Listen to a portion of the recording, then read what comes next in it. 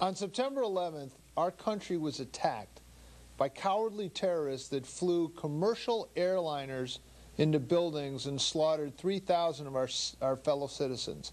In the aftermath of that attack, President Bush went down to Ground Zero, and you'll remember it. It was like an iconic image on television, where he was standing on top of a pile of rubble with another firefighter next to him, and he was speaking to the crowd with a bullhorn. There were some firefighters that were on the far side of Ground Zero that couldn't hear what he said. He moved the bullhorn over and said, "But I can hear you, and the people that knock down these towers are going to hear from all of us." It was after that that we initiated the war against any nation state that was a supporter of terrorists. And under that Bush doctrine, we attacked Iraq and Afghanistan. Those wars, although now, especially in Iraq, largely successful thanks to the surge by General Petraeus, but those wars are continuing. And we had, both Bob and I had an opportunity. We were humbled to be able to meet the men and women from the 411 Civil Air Battalion based in Danbury, Connecticut, as they returned from their tour of duty in Iraq. I'm telling you, it was probably one of the most inspirational and humbling mornings I've ever had. We had an opportunity to speak to the Lieutenant Governor of Connecticut. We had an opportunity to hear from Mayor Mark Boughton, as well as a Lieutenant Colonel of that division. And more importantly, we had a chance to hear from the soldiers that actually got up, left their families and friends, left all the creature comforts of home, and went over to the desert, to Baghdad and some of the surrounding areas, put their life on the line for us. It was a privilege to meet some of them. I think of the Bethel policeman. This was his second tour of duty, and you can see his young family and young children. These are years that they're not going to be able to have back. But for you and for me, they were willing to put themselves in harm's way to defend our freedoms and to make sure that type of attack never happens again.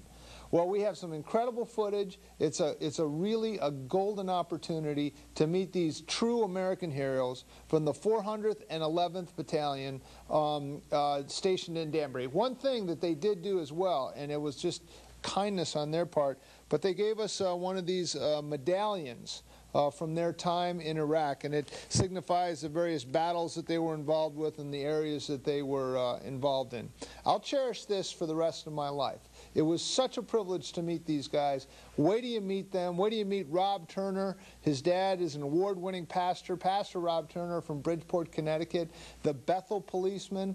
All of these guys are true American heroes, and it's a privilege to bring you this show about the 411th Civil Air Battalion stationed right here in Danbury. Thanks for watching.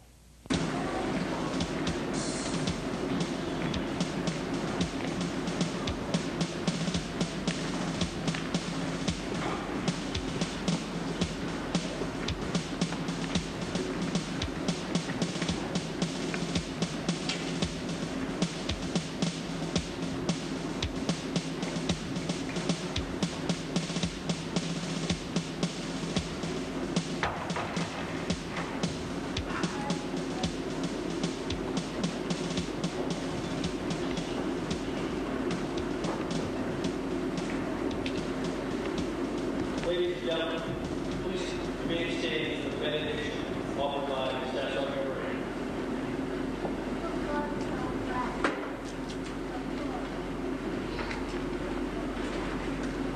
Let us pray. Almighty God, you have given us a great land for our heritage. We humbly pray that we always prove ourselves to be mindful of your favor and glad to do your will. Bless our land and its leaders, those who are in power over us. Give them the wisdom and guiding the destiny of our nation, that we may continue to be a light of freedom, shining in the world where people continue to try and enslave others.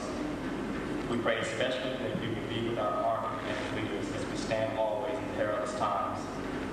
Help us to be awakened and not blinded by lack of concern. Be with us each day as we face it with strength and peace to your praise, honor, and glory. Amen. Please remain standing for the Pledge of Allegiance led by Danbury Veterans Council, Jose Gomez. Pledge allegiance to the flag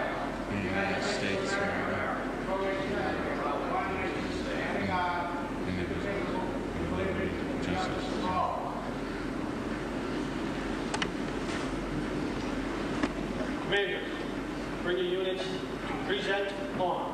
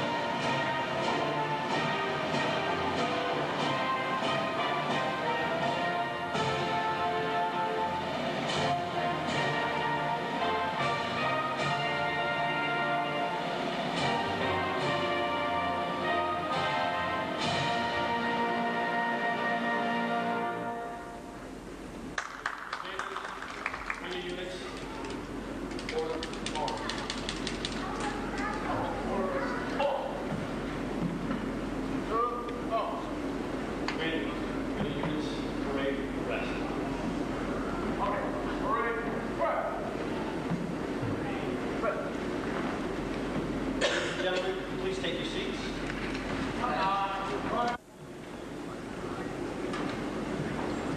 Welcome to the War Memorial. The purpose of today's gathering is to recognize you, soldiers of Alpha Bravo Company, the 411th Civil Affairs Battalion, for your dedication to selfless service and support of Operation Iraqi OIF 08-10. We want to thank the family members whose love and devotion made the separation easier for the soldiers, as well as the Family Readiness Group, who tirelessly stands ready to serve and provide numerous support functions for the family members, the deployed soldiers, and the soldiers that remained here. In acknowledgement of your deployment, several prominent members of our community and the chain of command are present to personally address and to thank you. As Army Reservists and members of the 411th, you have upheld the finest traditions of the citizen soldiers. You have heeded the call of your nation. For this, we are truly grateful. Each soldier has added a new chapter to the history of the 411th. The history began back in 1945 with the establishment of the 399 Civil Affairs Group, which served in the Korean conflict. It was later transferred to the Army Reserve and located in Danbury, Connecticut. The 411th Military Government Company was established in 1949 and located in West Hartford, Connecticut. In 1959, the unit was redesignated as the 411th Civil Affairs Company and transferred to Hartford, Connecticut. In 1978, with the drawdown of CA forces after the Vietnam conflict, the 399 was deactivated and its personnel assigned to the newly created 1st Detachment, the 411th CA Company, still located in Danbury. In 1991, the 411th was reconstituted as battalion and consolidated in Danbury the following year. The 411th has answered the call on many occasions, beginning in 1989 when individuals volunteered for service in Operation Just Cause to promote liberty in Panama. In December of 1990, teams were mobilized and deployed to Operations Desert Shield and Desert Storm in support of the 3rd Armored Division, which was part of the 7th Corps effort to liberate Kuwait. Several 411 soldiers also participated in Operation Provide Comfort to support humanitarian operations in Kurdistan. Operation Uphold Democracy in Haiti during the 1994 saw individuals supporting special forces in humanitarian operations. The following year, 34 soldiers from the 411 deployed to Cuba in support of humanitarian efforts for Cuban refugees as part of the Presidential Selected Reserve Call. Operation Sea Signal foretold growing demand for civil affairs soldiers worldwide. From December 1995 to January 1997, 411 provided teams for peace implementation in Bosnia and Herzegovina. called Operation Joint Endeavor, followed by the peacekeeping operations from 97 through 99, Operation Joint Guard and Joint Forge. This support for peacekeeping operations set the trend for future CA support of international efforts to aid war-torn countries, exemplified by the 411's participation in Operation Joint Guardian in Kosovo from 1999 to 2000. Immediately following the September 11, 2001 attack on New York City, members of the battalion volunteered to assist in recovery efforts at Ground Zero. This volunteer effort marked the beginning of the 411 CA's contribution to the global war on terrorism as part of Operation Noble Eagle and Enduring Freedom. For Operation Iraqi Freedom, OIF, in February 2003, the 411 Battalion provided 2 direct support detachments in support of numerous units, including the 1st Marine Expeditionary Force, 3rd Infantry Division, 82nd, and 101st Airborne Divisions. Both detachments moved into Iraq 5 April 2003 in support of combat operations, remaining until March 2004. On 22 April 2003, the detachment established the first civil military operations center in Baghdad, located immediately behind the UN compound. The detachment coordinated the development of detailed procedures to address issues raised by the local Iraqi population. On 19 August 2003, Alpha Company was engaged during a terrorist attack when Al-Qaeda bombed the United Nations compound in Baghdad. Suffering damage to its building and having 6 soldiers wounded, Alpha Company immediately reacted to the attack and deployed its personnel to repel a potential second attack, as well as provide aid to the wounded. Alpha Company were the first to arrive at the scene and were instrumental in establishing order out of chaos early at the scene of attack. 3 Purple Hearts reported during the period of March 2003 through March 2004, where numerous personnel were awarded for Valor Awards. Alpha Company was also awarded the Meritorious Unit Commendation. Bravo Company holds the distinction of being the first civil affairs detachment to enter Iraq as a complete unit. While traveling north with 3rd ID, 82nd Airborne, 82nd Airborne Division, Bravo Company conducted CA operations in 10 major Iraqi cities. Bravo personnel also were awarded numerous Valor and Service Awards, as well as the Meritorious Unit Commendation. The 2 detachments redeployed after 13 months, returning in March 2004. 411th CA Battalion also provided 11 soldiers for OIF-2. In July 2004, the entire battalion was activated for participation in OIF-3. They served with distinction for 9 months in locations throughout the central portion of Iraq and overseeing the successful elections. The 411th is often referred to as the tip of the CA spear. They continue to perform well above the capabilities of the typical CA battalion, bringing pride and professionalism to the battle and living the motto, assistance, victory, peace. Welcome home. Unfortunately, Congressman Murphy had to be in Washington today for votes. I know he wishes that he could be here to welcome you all home, but he asked me to come and read a letter on his behalf. Dear honored servicemen and servicewomen, thank you for allowing me to share my warm wishes with you on this joyful occasion. I apologize for being unable to join you today, but please be assured that my thoughts are with you as your families and friends gather to celebrate your return. Welcome home, and thank you. You will hear these 2 phrases often today, but I must add my voice to the chorus. For me, and millions of Americans who depend on you for our country's safety, we can do little to express how humbled we are by the sacrifices and noble service you and your families have made. Your valor and dedication to service of our nation have allowed the entire country to enjoy the freedoms and opportunities so many Americans take for granted. When I stood with you last November at your send-off, I was reminded of the truly unique character that makes all Americans so proud of the men and women who serve our country in uniform. And though I'm sure you've been tested mightily over the past year, the courage and honor with which you've conducted yourselves makes me even more impressed by you all today. While we can never fully repay the debt of gratitude we owe each of you, we must ensure that we never forget our responsibility to you, our nation's heroes. If I can ever be of assistance to you in the future, please do not hesitate to contact me. Thank you again, and welcome home. Captain Scott, good morning, and welcome home. You know, it's there's been no other conflict in our nation's history where citizen soldiers, men and women in this country, in this great state of Connecticut, have been called to duty. And the Connecticut Guard, the Connecticut Citizen Soldiers have shown our country and our international world the work and the service that we here in Connecticut can provide. You know, the 411 here in Connecticut, you call when you need information. And as we heard from Captain Scott, throughout your existence, the 411 was called for more than just information.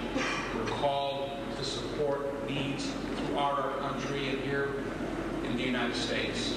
And you have served with honor and pride that we, as citizens of Connecticut, can be very proud of. And I always enjoy coming to the homecomings.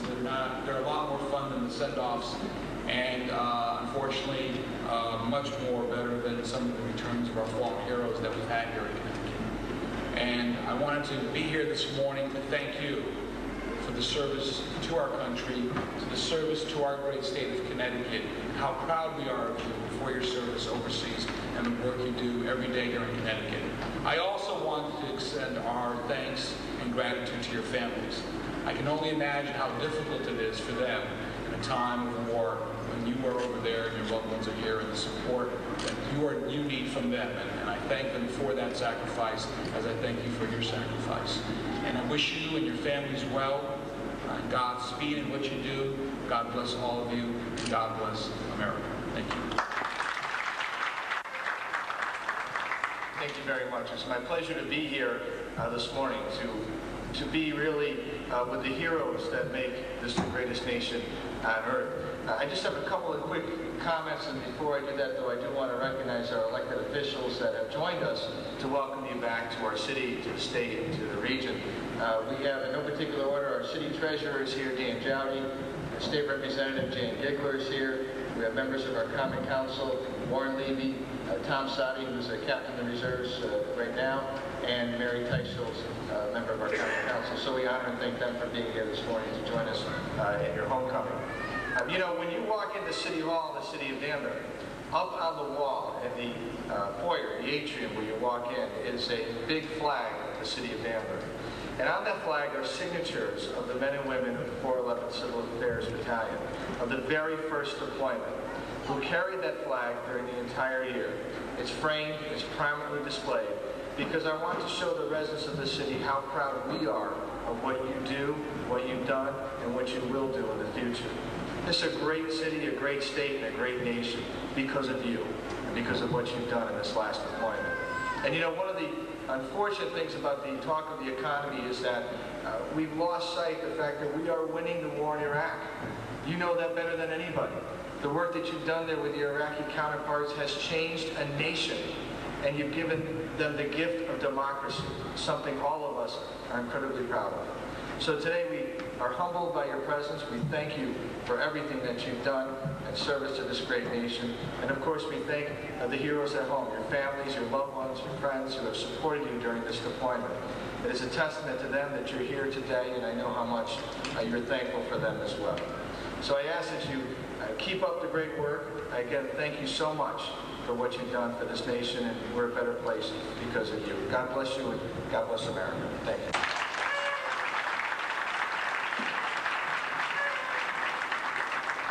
I'm going to keep my voice up. I don't like using a microphone. When I deal with troops, I like being right out there with the troops.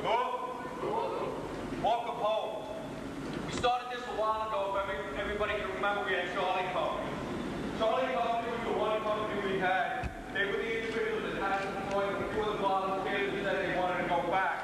And because of the surge operations, we needed another company to go. So we went with Alpha and Bravo, and Bravo basically a lot of the recalled individuals that had to go back a second time. They were giving up a lot. Most of them had already gone as indicated, but they said they'd go again. And this is a difficult time, because at that particular time, a lot of our elected officials were debating whether this was the right policy or not. We as soldiers don't get that debate. We follow orders and we deploy. Let me tell you, went over there and did a good job. Recently, I just came back 2 weeks ago, and I can tell you right now, not because of old people like me that sit there and do the same job, because the young troopers out there like you that have gone out, and as the mayor indicated, you have given the Iraqi people back their country. That's the bottom line here. When everyone said that America was losing the war, the surge wasn't going to work, it was young troopers like you that put your life on hold, went into harm's way, and now you've given that country their opportunity to go forward. So on behalf of senior officers here and the American people, I say thank you. Secondly, I'd like to turn to these families. We could not do this without you. Last night was a night that I personally was driving around, picking up children from soccer, dropping another off at CCB, and I understand what the families had to do at home. My wife was home with 3 kids while I was away. We could not do this without our families. So I would ask every soldier in uniform right now to give a round of applause to our families.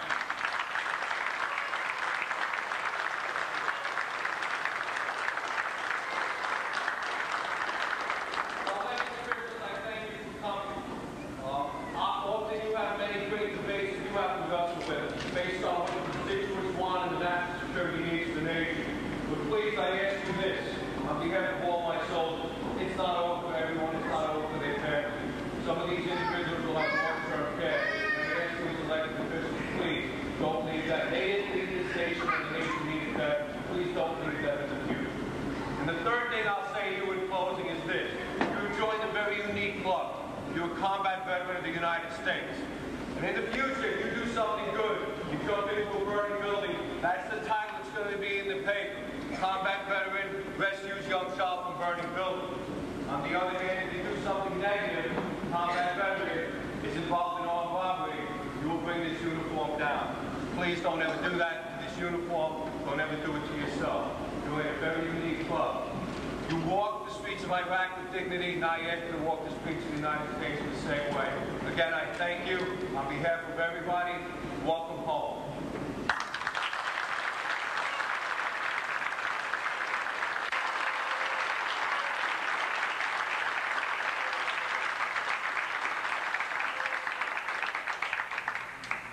Company, hut 10, hut. Company commanders, take charge of your unit.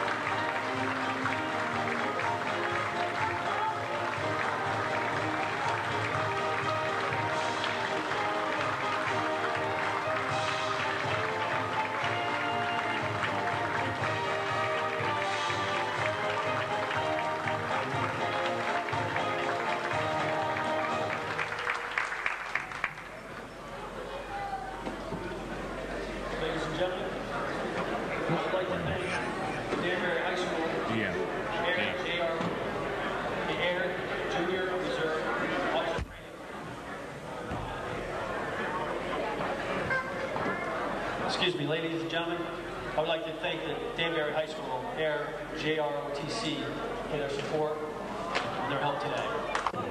We're here with the Lieutenant Governor of the state of Connecticut. Governor, your thoughts on today? It's a happy day. Well, it's always a happy day when we welcome home our troops, and having done the send-offs there, even though they're important, they're not as happy as this, and it's great to see our men and women come back. They serve us give us much pride and dignity.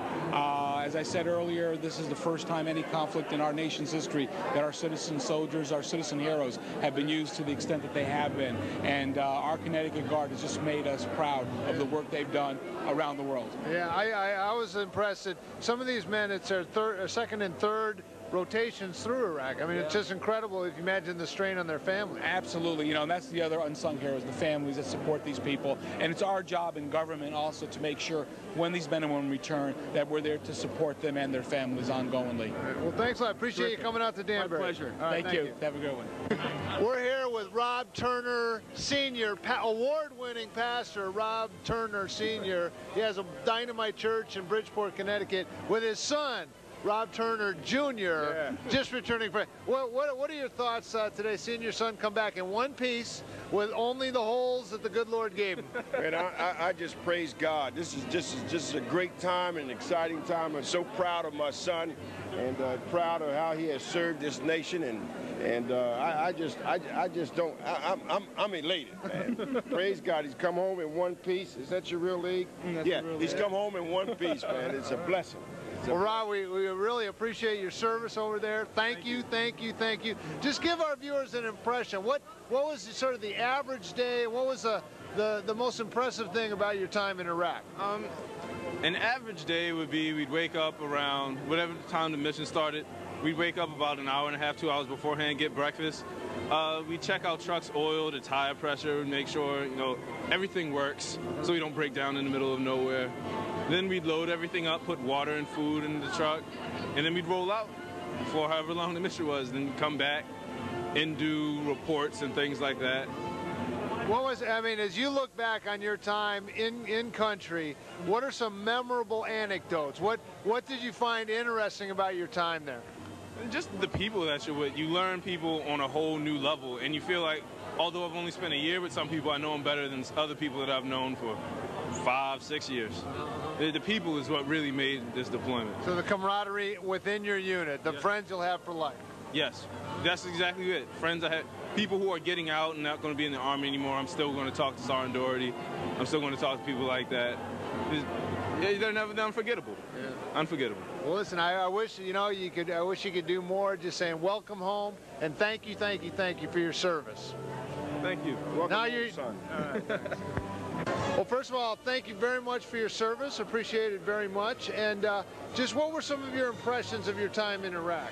Well, it was my second time, and I think one of the big things was I going to see a difference in the 5 years since the first time I was there and when I came back. And I was surprised by some incredible differences, and surprised at how some things were exactly the same, or maybe. So when were you there first? And I was there the initial, the OIF-1, 2003. Wow. Got to the Baghdad area about a week or so after the statue fell, mid-April. So we got to see it from pretty much the beginning stages at the tail end of what was the ground war to start sort of what our job as civil affairs is more the reconstruction and working with the civilians. Right. So your impressions from your first term of duty and then the second term were what? It was very violent the first time out, and it was unsettled. Well, what was it? Well, I wouldn't say it was all that violent. We kind of came on the tail end of the ground invasion, and we didn't really see much of the violence, and things started picking up violence-wise right about the time we were leaving. So the years that I was back stateside in between were probably the most violent.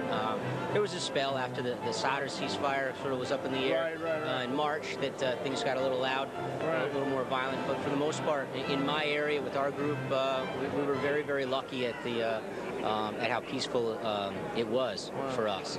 Do you have any lasting memories of your time this last tour of duty? Was there anything that sticks out to you when you think of your Army service? I'll never forget the day. Absolutely. I became very close with an interpreter from OIF-1 and lost touch with him. 2 of our other interpreters were killed soon after I got back. So out of 28 million people when I was back there, I wanted to find one.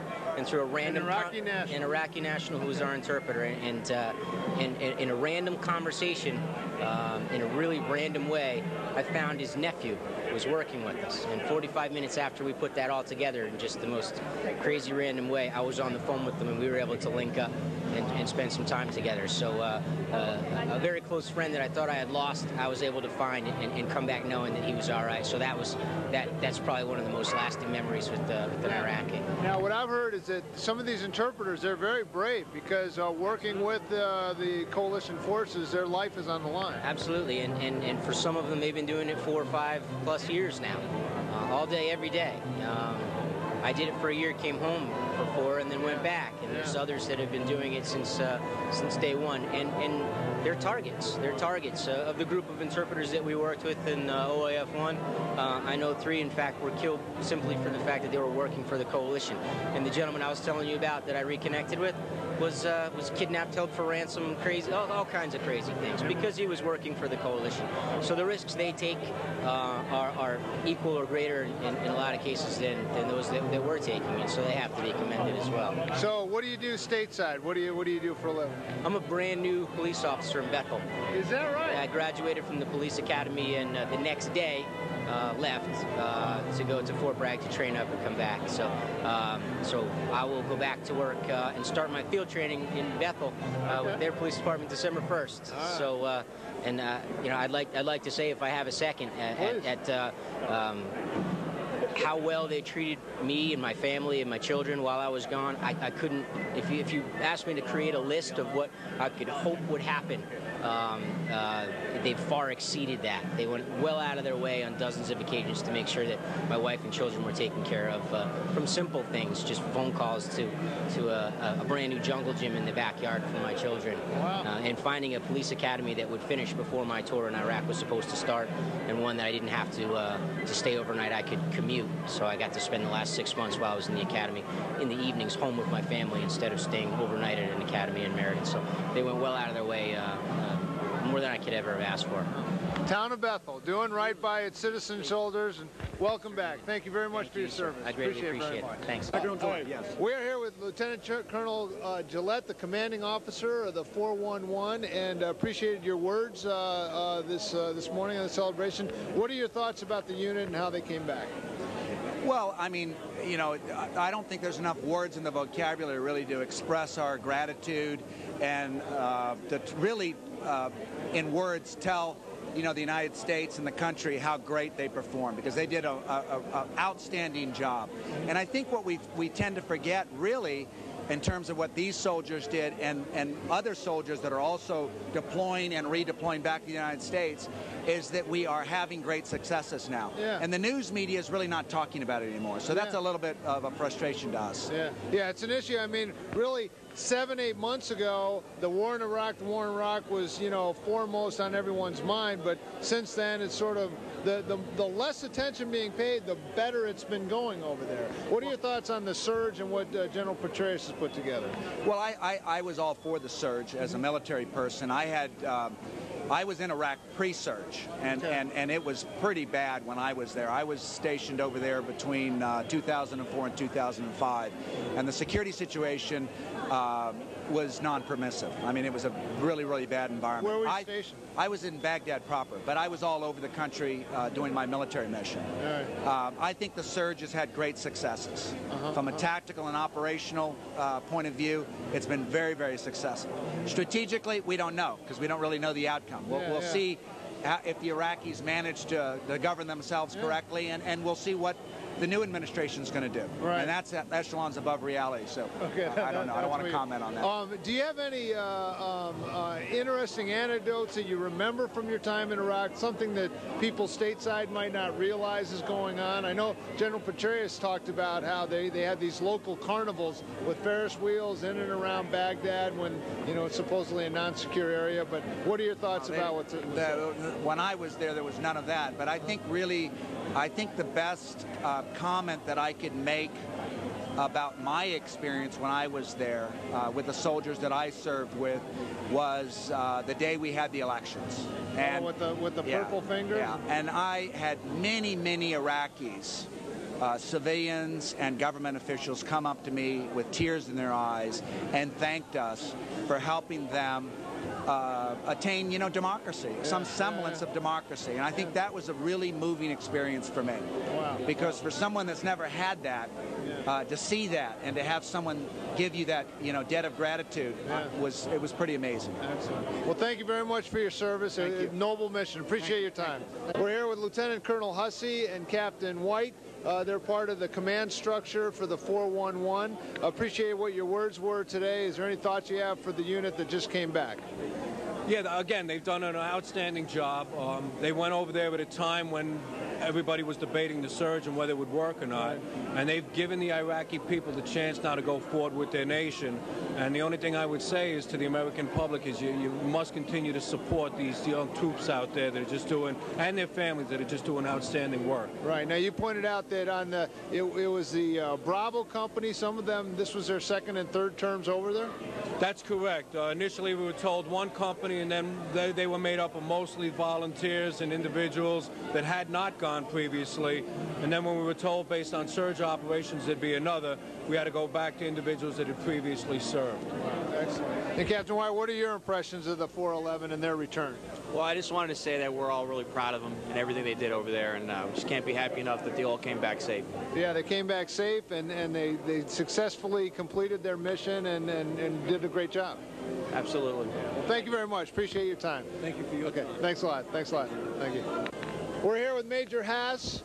Happy to be home with, now this is your son? This is my son, yes. Excellent. This is number 4. Okay, and these are some of your soldiers that you had the privilege of serving with? Yes, okay. Outstanding soldiers. Now, Rob Turner, was Rob Turner sort of a problem in the group, or was he a good soldier? Rob Turner was an outstanding soldier. Excellent. Because, you know, we're a little concerned about him, but we're glad to see him come back in one piece. What are some of your impressions of your time in Iraq that maybe some of the citizens here wouldn't realize you were up to? Well, we were there in OIF-1, and I was there in OIF-1, and I was there again this time. Okay, so what time period was that? 2003, 2004. Okay. And then again now. And it was really kind of a neat experience. 2003, 2004, we were setting up neighborhood councils, advisory councils as their governing bodies. Right. Grassroots government. Okay. 2005, I wasn't there, but they had the national elections. Right. And while we were there, they just passed the laws so that in January 2009, they're going to run their provincial elections, state elections. Okay. So democracy is really taking root there, and the people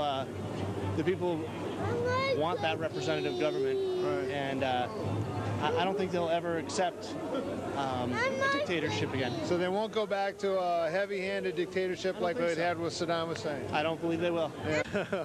Well, listen, we really appreciate your service very much. We're glad that your whole unit's back. No one injured, no one lost in combat. So appreciate your leadership very much. Thank you very much. Thanks a lot. Appreciate it. Every day. We're here with Councilman Warren Levy, and he was part of the celebration today. What are your thoughts seeing this local unit come back? Well, you know, I'm really honored to be here to enjoy with these people that have come back. The fact that they protected our democracy, that they're home, at least this group of people are home safely. I honor them now, and I will support them and support them in the future for any of their needs. As a veteran myself, I understand what actually goes on with these individuals, and I thank them from the bottom of my heart for the service and the time they've taken out of their life to give to our nation, to our community. Yeah, I see, you know, when I'm interviewing some of these soldiers, you see they have their children with them. You know, they are taking a big chunk of time with small children and going off and defending our freedom. Well, to some people this may be abstract, you know, the way we are in the world today, it's unless it directly touches us, but if they can just think about in terms of what it's like to have a major component of your family taken away, maybe a breadwinner. All of the rest of the responsibilities are left on the shoulder of the other portion of the family. It's something that we owe our veterans, our entire democracy. This is only one of many challenges that our country has faced to form this great democracy. And we have to be thankful to every one of the veterans that stepped up and has given, and their families as well. Absolutely. Well, listen, thank you very much for taking the time. Appreciate it. We are here at a great celebration of the 411th Civil Affairs Battalion. This unit just came back from serving in Iraq, and I have two fine young men here. was it Captain Anderson, Lieutenant? Sergeant Anderson. Sergeant? Right. Sergeant Anderson and Sergeant Rodriguez. Sergeant Rodriguez. So I'll start with you. How long were you in Iraq for? We were in Iraq for about 9 months. 9 months. Right. Okay. And what were some of your responsibilities? What was the average day in the life of a soldier there? Average day was early wake up, get the trucks ready, head out on the mission, some council meetings, update some projects, and basically see how the populace was doing. Okay, so now you're part of a civil affairs battalion, but every day you'd gas up Humvees like we see on TV, and you'd be out rolling in those? Yes, sir. Okay, and what were some of the responsibilities with the public that you were working on, like sort of overseeing? We were trying to make sure all the councils were running smoothly, projects. When you say councils, what are the councils? It's basically a meeting, just like a town hall meeting, like we have here in the States. Okay. And local officials would get together and discuss how things were going, what the population needed, and how well the projects were doing. Okay, and what were some of the examples of things that the public would say we want? Most of the time it was clean water, irrigation, and general upkeep of the area, trying to get their fields back to operational standings. Okay. Where are you from? I'm from Shelton, Connecticut. Shelton, Connecticut? Yes. All right. Now, was this your first time over in Iraq? Yes, it is. Okay. Going into it, you had some images in your mind. You've seen the footage coming back. It's very violent. You see, Ramadi, Fallujah, some of these places. Was there a sense of overwhelming apprehension when you went in, or did they prepare you and you felt like you knew what you were looking into? We were very well prepared, and the people, for the most part, were very well receiving of us.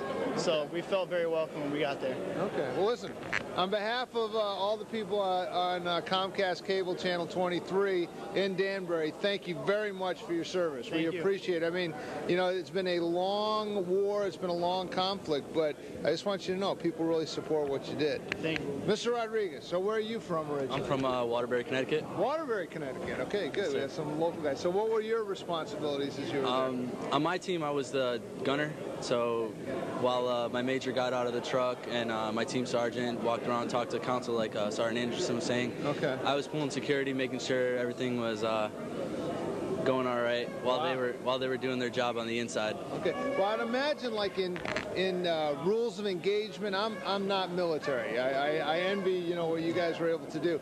But I would imagine different towns, different regions, there would be an escalating or diminishing amount of threat level. There is an escalation of force.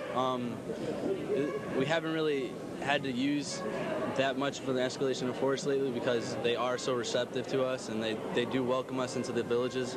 So, I mean, it's basically just keeping an eye out, make sure there's no sketchy guys walking around and keeping an eye on us. Okay, so you had anytime you left your base, you were constantly on the lookout for threats and developing threats and keeping an eye on that. Excellent.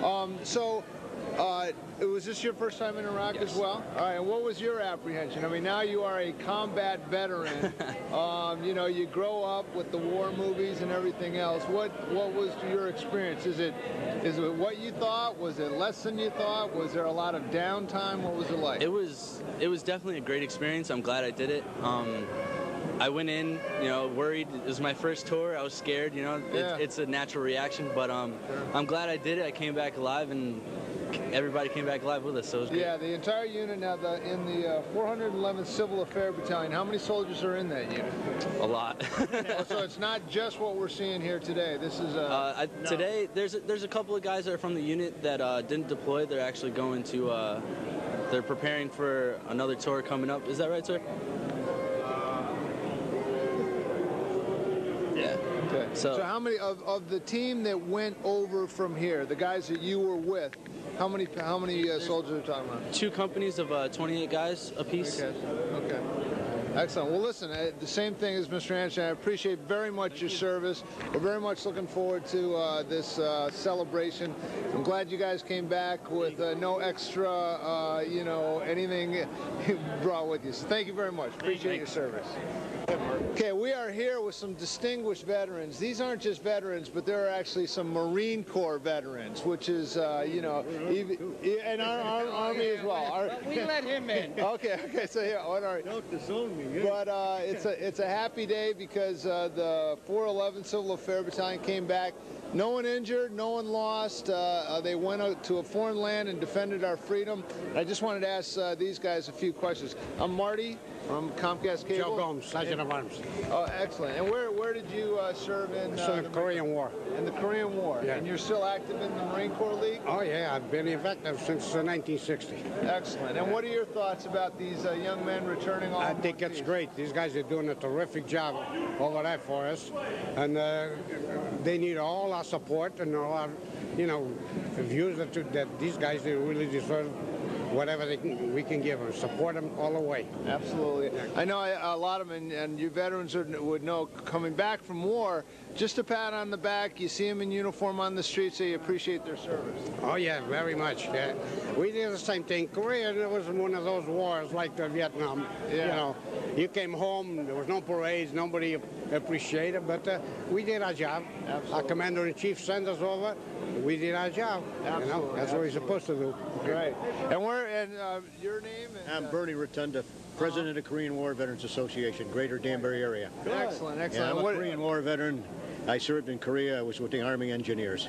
Excellent. And what are your thoughts about it? It seems like a very happy day. The units come back. No one hurt. It's really great. You know, one time the news media asked me, why are veterans special?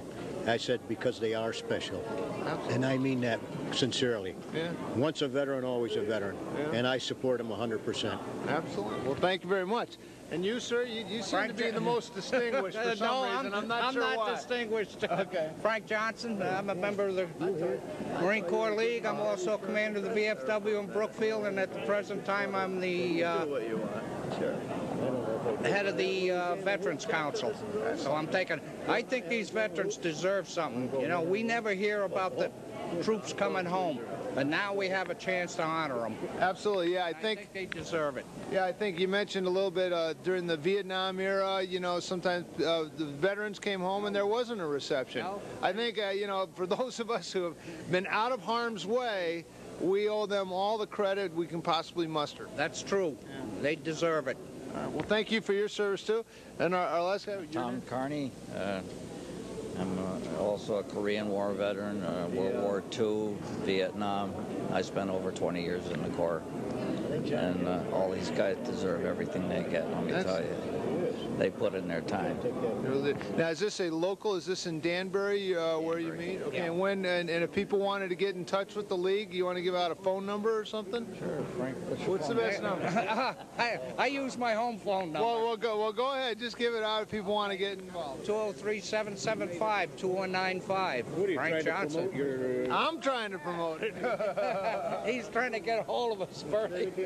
Well, thanks a lot. It's a really exciting day, and we appreciate all the things. We're here with Pat Waldron, who's the Director of Veterans Affairs. This is an exciting day to be down here. What do some of these soldiers returning from Iraq have to look forward from your department? Well, what we do is we take care of all of their wants when they return.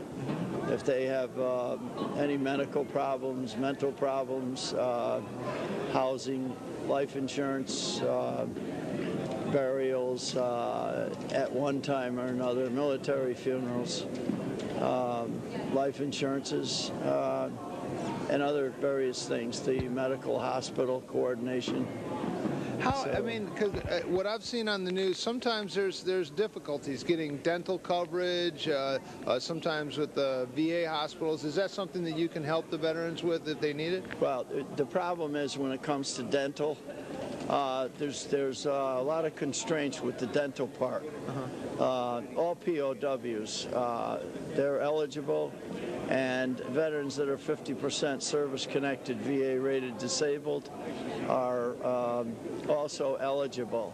Then there's some constraints, dollar constraints, for people that are down and out, veterans that are down and out, that conceivably they could get dental care. But we also also have what they call the Soldier Sailor Marine Fund. That's for wartime veterans and their dependents, that we can assist them with that way also, if they are a resident of Connecticut. Okay. Well, generally speaking, it seems like there's a large bureaucracy, but you're saying your department helps the returning soldiers sort of navigate that bureaucracy. Is that accurate? That's exactly right. What we do is we cut through all of the red tape that the average veteran doesn't know how to go about these things. And I've been trained to do this with many schools. Okay. And I've been doing it for 24 years. Okay. So we try to assist them, and that's one of the reasons that I'm down here today, not only to honor them, but I'm sure that this whole group, they got problems. Okay. Okay. Well, thanks a lot. And then you're in the phone book. They can get you through the Connecticut state government, or what's the best website? They could get me in the phone book. I'm in the phone book. We're in the front of the book where it says agencies. Okay. That's where we are, and I'm at 198 Main Street in Danbury and Ives Manor. Excellent. Well, thank you very much. Appreciate your work. Thanks a lot. We're here at the celebration of the return of the 411th Civil Affair Battalion, and we have these two fine young Air Force ROTC. And what's your name? Cadet Colonel in ROTC. And where are you from? I'm from Danbury. From Danbury, and you're doing your ROTC at? Danbury High School. Danbury High School. Okay, so you guys are both in high school. Yes, sir. Okay, excellent. And so what made you decide to go this route? Well, I've always wanted to be a leader. Okay. So I knew that ROTC would give me an opportunity to take that chance and succeed in college and the workforce. All right, what year are you in high school? Senior. A senior. Okay, so you're part of the junior ROTC program in high school, and then when you go on to college, you receive your ROTC scholarship for college. Is that how it works? Yes, sir. Excellent. Do you know where you want to go to school? I want to go to WestConn. To WestConn? Yes. Okay, great. Well, that's great. And I'm just impressed with all these ribbons. Can you give us a rundown on what these represent? And then, well, each ribbon. I'm sorry, and your name is? Oh, my name's Alex, by the way, Cadet Colonel Alex Booth. And each ribbon, you have to do like something different for it. Like my top ribbon, which would be Scottish Rite Southern Jurisdiction Award. Scottish Rite. Scottish Rite. Okay. Yes, sir.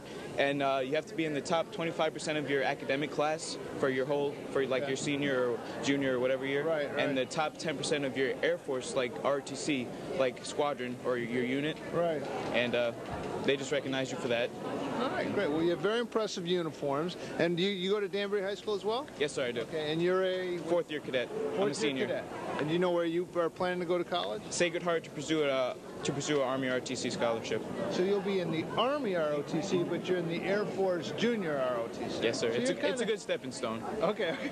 Now, do you view the Air Force as a stepping stone as well, or do you know what ROTC program you'll be in? I'm probably not going to join ROTC next year. In what? But if I do have like a second or a backup plan, right, I will join the Air Force ROTC in college. But I do want to pursue my nursing program for my career. Well, very impressive. Thanks for taking the time. Here we are with the Honorable Mayor Bowden, who is helping to welcome back the 411th Civil Affair Battalion. What are your thoughts on today? Well, naturally, it's an exciting day for the city of Danbury, and we're excited and thrilled and honored and humbled to welcome these fine men and women back from Iraq. They've done a fantastic job. We're winning the war in Iraq, and things have changed dramatically, and that's because of the men and women that we see here in this room and the work that they've done. So we're glad they're home, safe and sound, and we're happy to be a part of this wonderful celebration. Yeah, that's it. The entire group came back, no injuries, no one wounded in combat, and the reaction we've gotten from soldiers we've talked to is that they were very well received by the people in Iraq. The people were very appreciative of the work they were doing, and I think they represented, us very well.